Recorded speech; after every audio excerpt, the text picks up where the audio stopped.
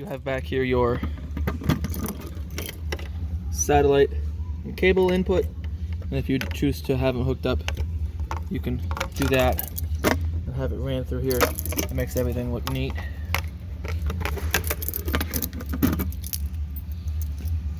You do have a ladder, so there's a walkable roof. I encourage you to go up there often to check all your sealant and all your roof material itself.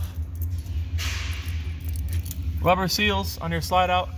I encourage you to inspect them a couple times a year, making sure they're not dry or cracked or anything like that. When they start to get that way, you can take them in and we can do what's called a slide out maintenance, and we clean them and then spray on a conditioner that keeps them nice and soft. Show cord, it's your show cord. This will come with a unit. It's a 30 amp show cord, and you can tell it's quite long. It's even snaked up there. Moving along. Vents for your fridge. That's just for airflow, but you want to keep them clean in here. You can even pop these off, clean back there. Got your exterior range vent. So if you have your range fan, the fan on your range vent on, make sure this is open so it's actually going somewhere. If not, you just push it closed for travel. Or I close mine overnight so I don't want to get insects crawling in there. Got your right there. It says black and then dual grays. This is your dump for it.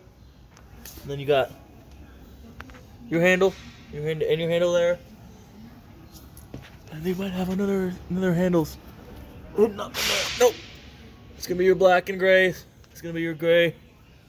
Right there, and there. So they're closed now. I always make sure they're closed before I take the cap off. Almost you're gonna get a bath because that section of pipe is gonna have some residue in there. And then I always do my black tank first, and then my gray tank. That'll allow me to flush out the hose, which this does not come with. And we don't sell the new ones with hoses. That's gonna be a separate purchase. But you can store your hose in the bumper. You just take those caps off and you can store your hose in there.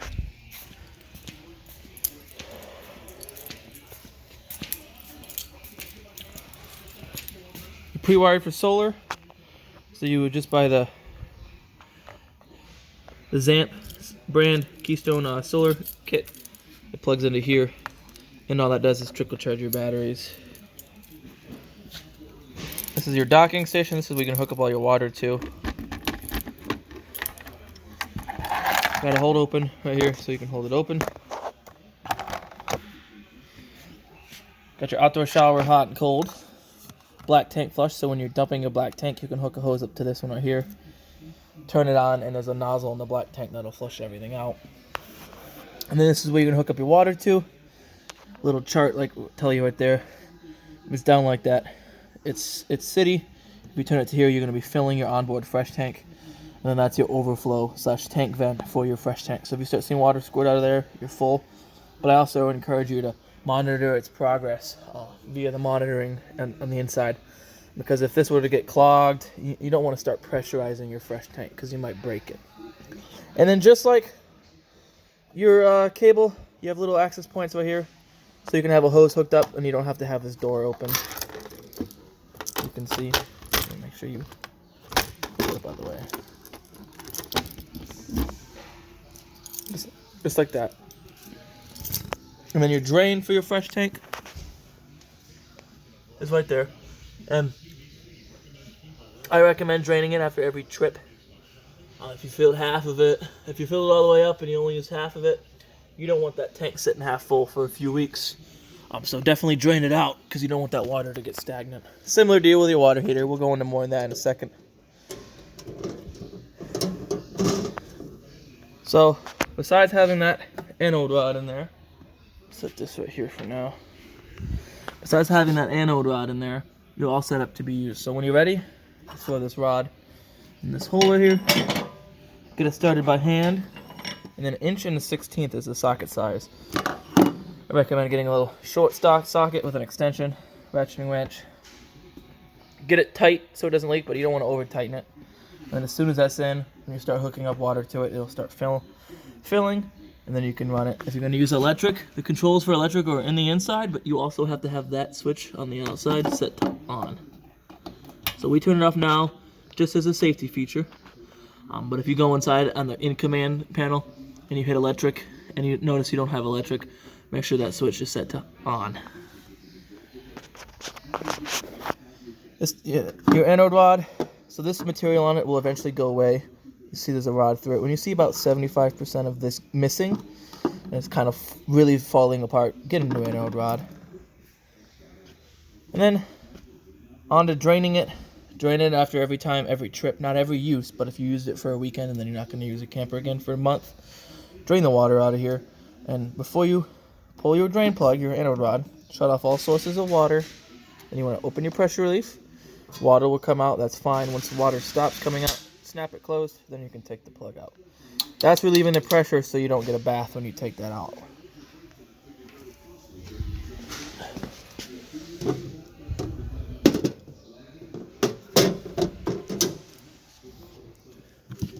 Some storage here. That's your quick disconnect for your little shower deal in there.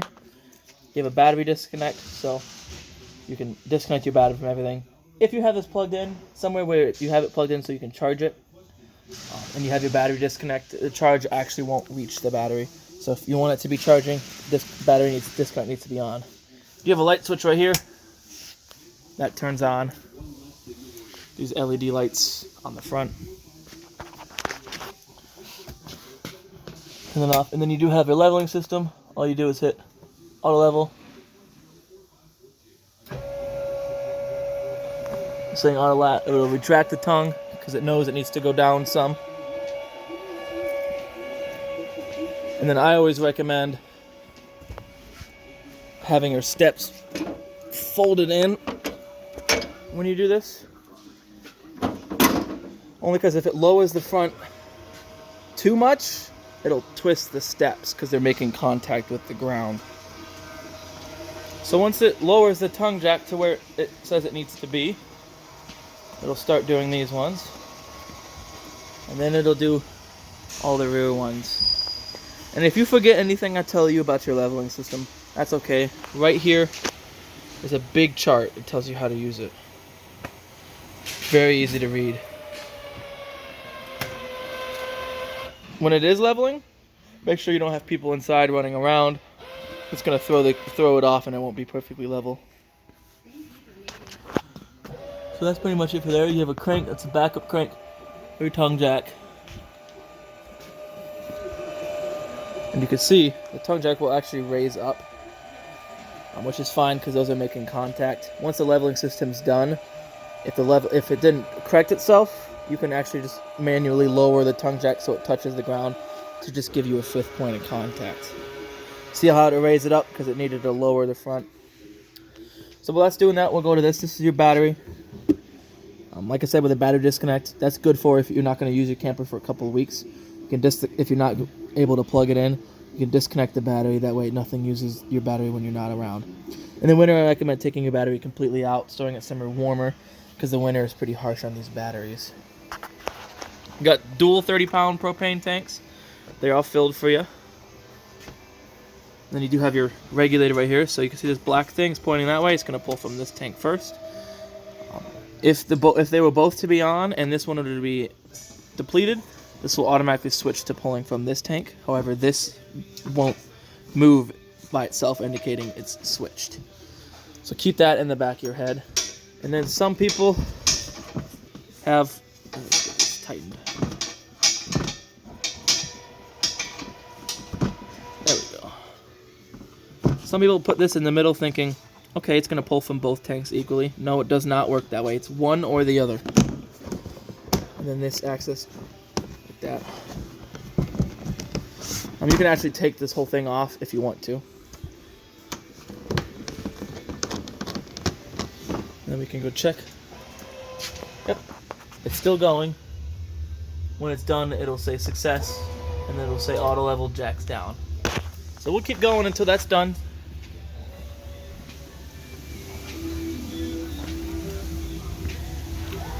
Moving along the side. Steps, we'll show you that when we get to there. Moving along the side. Exhaust for your furnace, it's running right now. Keep it clean in there. They make screens for these. They don't recommend you run them with the screens on. You have satellite and cable output, so if you want to have a TV outside, you can, as well as a spot to plug it in. GFCI protected outlets. All your GFCI are on the same circuit. If one were to trip, they're all going to trip. Outdoor mini fridge. This only works when you're plugged in, unlike your fridge on the inside, which will work off of propane. I believe, unless they... Yep. Then you do have an outdoor cooktop. Slide that out.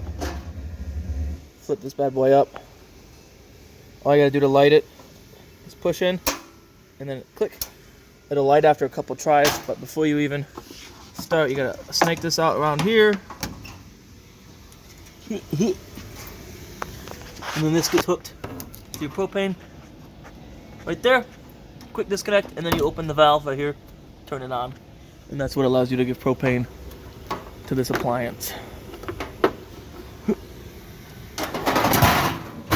And then another outdoor shower, hot and cold out here too. Spot to hang it up. I don't know anyone who's gonna be taking an actual shower out here. I mean, smaller children maybe, but if you had pets, or you guys were at the beach, spray your feet off. It's good for that right there too. That's pretty much it for the outside. Let's go check on the leveling system.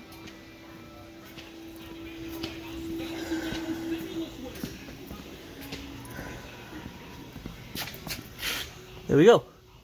And then to unhook it, to get it ready, so you hit this until it says auto hitch height. Press enter to begin. Press enter.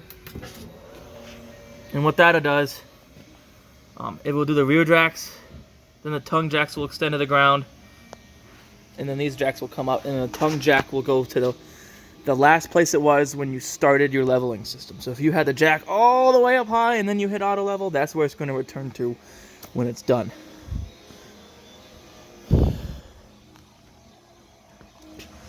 So the rear jacks are going up now. And like I said, then the tongue jack, and then these jacks. And then it says it all right here.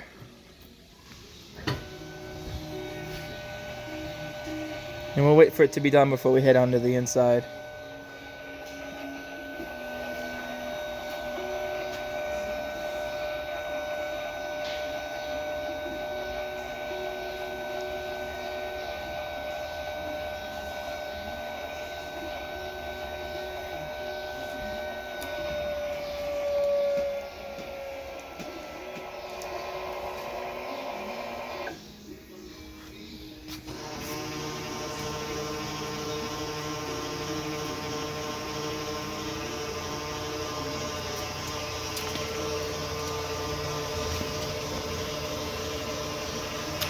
Very nice. So while that's doing that, I got one more little bits of information. Is that that's the crank for the backup for your tongue jack. This right here is your brain for your leveling system. All the everything controlled from that touch screen in there. This is the brain for it. There's nothing you folks need to do with that. So I don't mess with that. And then you can see tongue's going up now because it was higher when it started. We're good to go. Now we can go inside. So when you fold these steps down, all you gotta do is pinch that. Guide them down. They are adjustable. You can pull these pins and adjust these legs. Then we'll come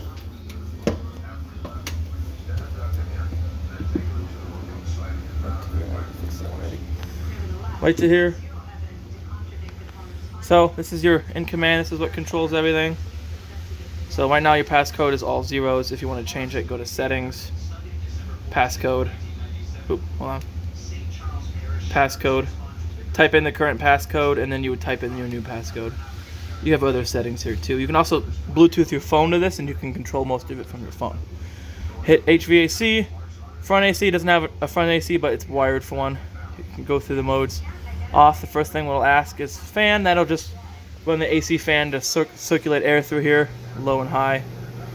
Set. That's not going to do anything on fan. Hit it again. Cool. It tells you what temperature it is inside. You set it all the way down to 55. Fan auto, you could do high or low. I just recommend auto. Auto is going to regulate it at your set temperature, so once it hits that temperature, it'll cycle on and off to regulate that. Hit it again. Heat, same deal. The only source is gas, and then when you hit it again, auto, So you can have it set to 60, and it'll switch between the furnace and the AC to regulate it at that temperature. So let's turn that off now so everyone can hear. Then you have lights. You can do bedroom light, your ceiling light, and then your awning light from here. Let's go back to lights. Slides and awnings, you can control all your slides here, as well as both your awnings. Your awnings are adjustable. So you got an awning on that slide out right there, and then you have the main awning. So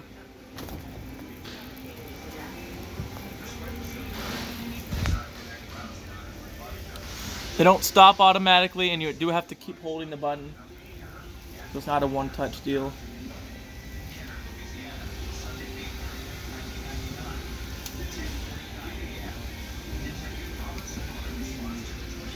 Then once you see the flap and then the bare metal tube, you're good. Then they are adjustable. You can adjust for pitch by here. I got underneath it, so you can lower one end. So if it's raining, you can have the water pitch off to the corner rather than all the way along the edge. If it starts storming real bad, real heavy storms, real heavy rain, roll your awning back in. You don't want the wind to take it away. And if you roll it in wet, as soon as it gets dry out, roll it back out, let the water dry off, so it doesn't hold moisture. The nice thing about these is you can forget you had them adjusted and still operate your awning, because it will self-correct. Boom, just like that, easy peasy. And then the lights, when I kill the awning lights, are the LED lights right there. Go back there. You can control your water heater, gas and electric. You can run both at the same time if you want. If you are going to run electric, make sure that switch outside is on. Make sure there's water in it. If there's no water in it and you want electric, you might toast that heating element. Then you can turn your water pump on and off here, measure battery voltage here. And then sometimes this is pressable, sometimes it's not. This is like an SOS light. It just makes all the lights flash. And then you can read your fresh, black 1, gray 1, gray 2. Gray 2 is just going to be your kitchen sink. Black 1 and gray 1 are going to be in the bathroom. Or in the bathroom. So that's the complicated technology stuff covered. We'll come to here. Got a carbon monoxide alarm. Those run off of 9-volt batteries, so if they start getting low voltage chirps, change the battery. Got emergency exit here on either side. Very easy to use. Lift up like that, push it out. You can set it to use as a normal window, or you can push it all the way out like that. Pull the screen off like that, and then jump out the window. And the only reason I pulled this screen out is because I did push that out too far.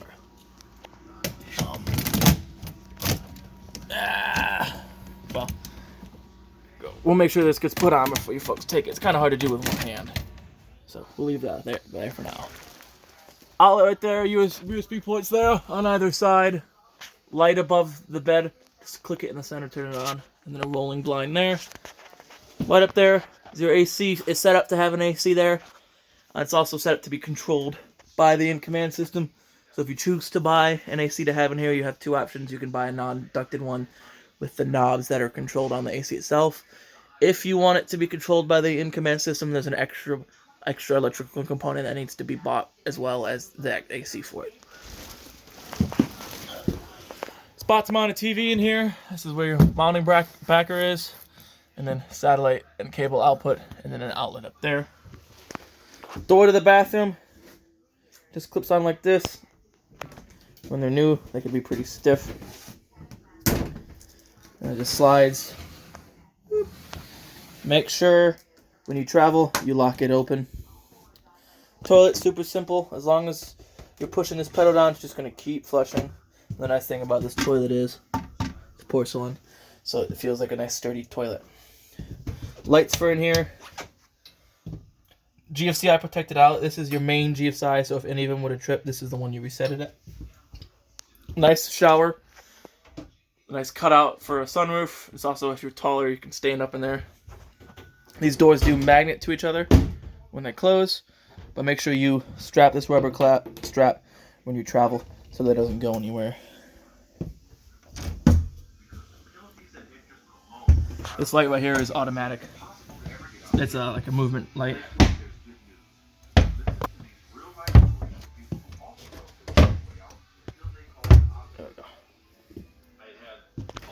Moving here, this table turns into a bed. All you do is pop them legs out, rest the table on these shelves down here, right there. Take your back cushions, lay them on there, create a platform to sleep on. This also turns into a bed. Difficult to show one-handed, but you remove these cushions like that. Grab the bed from underneath, lift it up, pull it out. You fold these legs down, rest it on the ground, and that back piece folds down.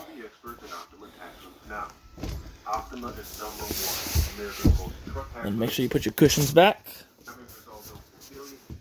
You do have lights in here, and they're all controlled from the same switch. Right here. Tap it like that. Turns the lights on. If you tap and hold, it dims them. So you got mood lighting. Got your TV right there. Your TV remote right here.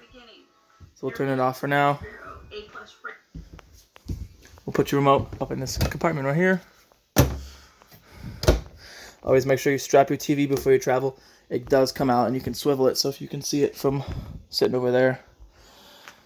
Radio is also a DVD player. You just turn your TV to the HDMI channel. You can turn it on. It's a 1015. See if that's got music playing, so we can hear it. Yep. So you have different zones. Zone 1 is inside. You can turn the inside speakers off. It'll just have the outside one on, and then you can do it vice versa. Then you have presets. Push and hold to save a preset. Play, stop. This is what allows you to go through your channels. Bluetooth, then a mode button, and then you have auxiliary input, headphones, USB. Like I said, it's Bluetooth. Also, you look for Furrion DV3300S-BL on your phone. It'll ask for a pin sometimes. It's either 1234, 1111, or all zeros. Click your light above there too. Fireplace below that with your remotes for everything. So this radio remote will act as your remote for your radio and your DVD player when using it as a DVD player. Then you have a remote for your fireplace. Turn it on. This button right here changes the temperature of the heat. This one changes the color of the flame. This changes the heat itself. So high heat, no heat, low heat, high heat. And then you got a timer. It goes all the way from 0 to 8 hours. And then these work quick because it's already very hot coming out of there. So if it's getting a little chilly overnight and it's not really quite cold enough to start your furnace, that'll be perfect for it. Microwave, only going to work when you're plugged in. Other than that, it's just your regular household microwave. Cooktop with a light and a fan. If you can use that fan, make sure that vent on the outside is open. Folding cooktop, like that. You do have lights here, so up is just the knob lights. Middle is off. Down is the knob lights and the oven light. To light your cooktop, you just turn it to there.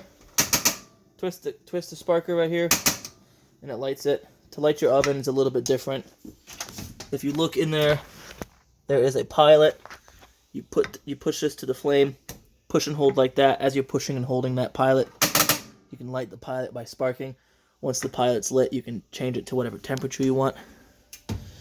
If you plan on cooking again in a few hours, you can turn it off and turn it to the flame. It turns the burners off but leaves the pilot on. Nice kitchen area. I want to find you folks your... Let's see if I can't find it. It's a blue bag of manuals. There you go. This has all your manuals for everything in there, as well as your manual backups for your slide outs. Another GFCI outlet, and then dual USB port there. This is your light switch for the main living area. Come to the bunkhouse. Got lots of bunks here. Dual USB port there. USBs there. Outlet there. Fold up bunk. So just fold it up. It's on struts, which is nice. Then you have a couch. This is also a bed. It works like a jackknife couch. Lift at the bottom, storage underneath, lays flat like that. So this bunkhouse sleeps 4 people, which is really nice.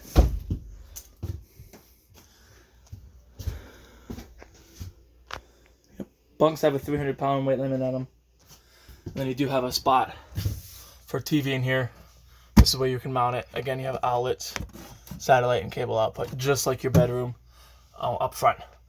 I'll go a little bit more into depth of this. If you have a portable satellite, like a portable dish network satellite, and you have it hooked to the satellite output on the outside, you'd have to move it. If your TV was hooked to this one, you'd have to manually swap it over to the satellite.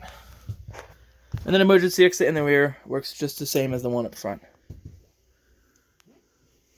All right. That's pretty much it. There's a few more things. Breaker box has all your breakers for your 120 volt appliances. All your fuses for your 12 volts. So you have 15s and a 10. Recommend carrying some spare fuses with you, just in case. All right, and that pretty much concludes the video tour of your Keystone Cougar. I hope you folks enjoy it and get good use out of it.